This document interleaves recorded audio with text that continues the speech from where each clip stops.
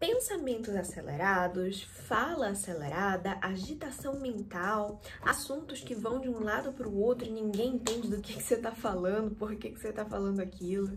São situações que podem parecer bastante com sintomas de mania ou hipomania, mas também podem parecer com sintomas de ansiedade. E aí, como que faz para diferenciar as duas coisas? Eu vou já te contar logo após a vinheta.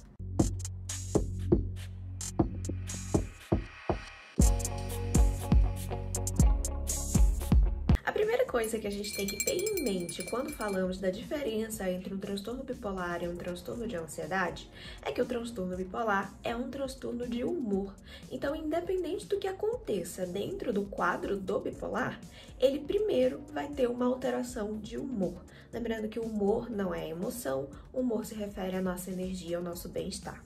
Já o transtorno de ansiedade, ele tem a ver com a origem dos nossos pensamentos.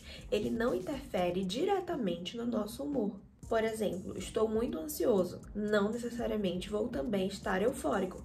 Pode acontecer, mas não necessariamente. Além disso, os sintomas dos transtornos de ansiedade têm origem muito no medo. Lembra que eu falei ainda agora, né, que emoção e humor não tem nada muito a ver? Na ansiedade já é o contrário. A ansiedade é uma emoção. Ela é a representação da emoção medo. Ou seja, esses pensamentos que ficam acelerados, pensamentos que são meio aleatórios, difícil de seguir a linha de raciocínio que a pessoa está tendo, são pensamentos preocupados, receosos, que indicam o medo de que algo no futuro aconteça. Todas as pessoas já têm uma ansiedade natural. Afinal de contas, todas as pessoas sentem medo naturalmente. Isso é um fator importante na nossa evolução. Porque imagina aí, quando a gente não morava em prédios, não tinha portaria, não tinha essas coisas, né? Não tinha supermercado, nem nada do gênero. A gente tinha que, por exemplo, sair para caçar a nossa comida. Se a gente não tivesse medo de ir para caça, provavelmente nós seríamos, né, comidos com mais facilidade. Ao invés de ser o caçador, nós seríamos a caça.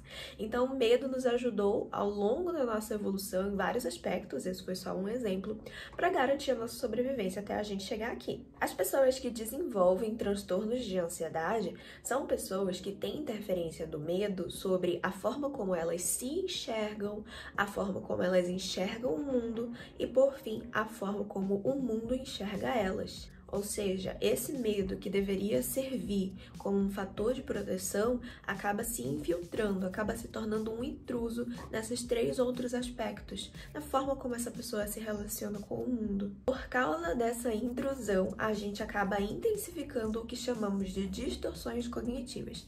Eu vou já te explicar assim que você deixar o seu like nesse vídeo e se inscrever aqui no canal. Distorções cognitivas nada mais são do que pensamentos distorcidos. Pensamentos que não batem com os fatos, não batem com a realidade, porque eu não vejo a realidade de uma forma neutra. Lembra do que eu falei ainda agora, né? Que o medo muda a forma como eu me vejo, vejo o mundo como o mundo me vê? Pois então, existem muitas formas de você distorcer a realidade. E a gente tem algumas mais comuns. Por exemplo, a catastrofização, que o tempo todo você tá achando que alguma coisa vai dar errado. E não simplesmente vai dar errado, né? Que vai virar uma grande cagada. E você pensa isso mesmo sem ter nenhuma evidência de que aquilo vai, de fato, dar ruim. A catastrofização é uma distorção muito característica dos transtornos de ansiedade. Um outro exemplo de distorção cognitiva que acontece durante os transtornos de ansiedade é a abstração seletiva, que é assim: finge que não aconteceu. Partes da história você finge que não aconteceu. Por exemplo, vamos supor que você foi atacado por um cachorro de rua quando você era criança. E isso se tornou um grande trauma para você. Então você não chega perto de cachorro de rua, às vezes até cachorro doméstico te dá medo. Se tornou de fato uma fobia. Lembrando que fobia é um transtorno de ansiedade, tá? Mas enfim, você sempre foca na parte que o cachorro te atacou. Mas quando você vai conversar com alguém sobre esse episódio, tipo sua mãe, seu pai, eles dizem assim: mas você jogou uma pedra no cachorro, né? Não. Eu finjo que não aconteceu. Essa parte não aconteceu. Ele me atacou porque ele era selvagem e ele tava louco e não dá pra confiar em cachorros. Então, na abstração seletiva, você faz um recorte da cena só com aquilo que te importa. E geralmente são fatos que vão dar credibilidade aí pro seu medo, não vão ser fatos que dão credibilidade pro outro lado, entende? Então existem muitas formas da gente distorcer a realidade. E a gente faz isso o tempo todo. Não são só pessoas que têm transtornos de ansiedade que distorcem a realidade, tá? Inclusive, pessoas com transtorno bipolar também distorcem a realidade. Mas as nossas distorções tendem a acontecer com mais frequência durante os episódios de mania, hipomania e depressão, principalmente na depressão. O fato é que quando a gente está tendo uma crise de ansiedade, os seus pensamentos acelerados têm um cunho preocupado relacionado ao medo, enquanto que na mania, o pensamento acelerado não tem nada a ver com preocupações. Eu posso pensar ali no cachorro da vizinha, que vai me lembrar quando eu tinha 7 anos, eu também tinha um cachorro que chamava Flipper, e o Flipper é o golfinho lá do filme, e quando eu fui assistir o filme eu tava com a minha tia me deu um algodão doce. É um negócio que vai assim, um puxa o outro e não é uma coisa negativa, né?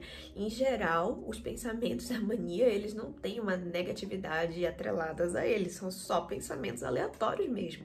Então essa é uma boa forma da gente distinguir o que são sintomas de mania e sintomas de ansiedade. Lembrando que é normal você ficar um pouquinho ansioso em alguns momentos, né? O que é problemático, que a gente tem que começar a pensar num transtorno, é quando essa ansiedade acontece com uma frequência muito grande, uma intensidade muito grande e começa a atrapalhar a sua vida. Aí é o momento de procurar um profissional de saúde mental, tá ok? Eu vou ficando por aqui, não se esqueça de deixar seu like e compartilhar esse vídeo. E se você tiver mais um tempinho aí na sua agenda, aproveita para assistir mais um vídeo meu, que isso incentiva muito a continuar gravando aqui para vocês. Te vejo na próxima semana. Tchau!